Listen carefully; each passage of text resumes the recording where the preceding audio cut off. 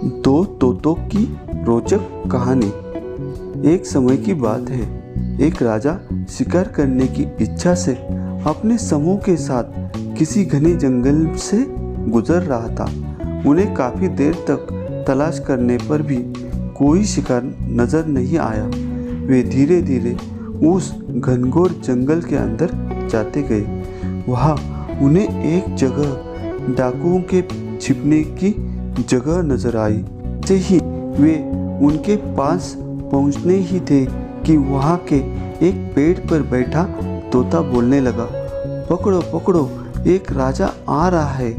राजा के पास बहुत सारा कीमती सामान है, जल्दी आओ जल्दी आओ, उन्हें जाने मत दो, लूट लो।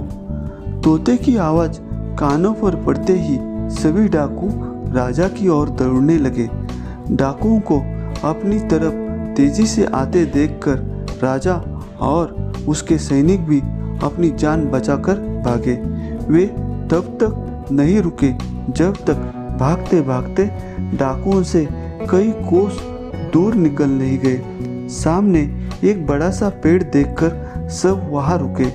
कुछ देर आराम का सोचकर उस पेड़ के नीचे पहुंचे।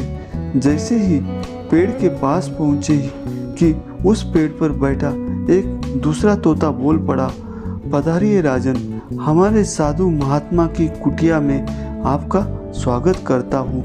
अंदर आइए, जलपान कीजिए और थोड़ा आराम कर लीजिए। तोते की इस बात को सुनकर राजा और उनके लोगों को बड़ी हैरानी हुई और वो सोचने लगे कि एक ही जाति के होने के बावजूद दोनों तोतों का व्यवहार इतना ज़्यादा भिन्न कैसे हो सकता है। राजा बिल्कुल भी इस बात को समझ नहीं पाया। राजा तोते की बात मानकर अंदर साधु महात्मा की उस सुंदर कुटिया की ओर चला गया। साधु महात्मा को प्रणाम कर उनके पास बैठ गया और अब तक उसके साथ घटी सारी घटना सुनाई और फिर धीरे से पूछा, गुरुवर, उन दोनों तोतों के व्यवहार में भला इतना अंतर क्यों है? साधु बाबा ने राजा की सारी बातें सुनी और बोले, राजन, ये सिर्फ संगति का असर है, बस और कुछ भी नहीं। डाकुओं के साथ रहते रहते पहला तोता भी उन्हीं की तरह हो गया और उन्हीं की भाषा बोलने लगा है। दूसरा तोता कई सालों से मेरे साथ है, इसलिए उसकी भाषा और व्यवहार उस तोते से बिल्कुल विपरीत है। अर्थात जो जिस माहौल में रहता है वह वैसा ही बन जाता है।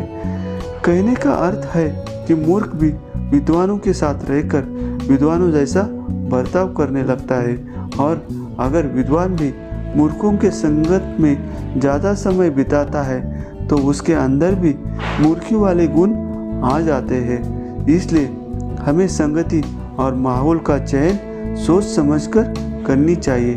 दोस्तों, ऐसी और मोटिवेशनल स्टोरी के लिए हमारे चैनल को सब्सक्राइब करो।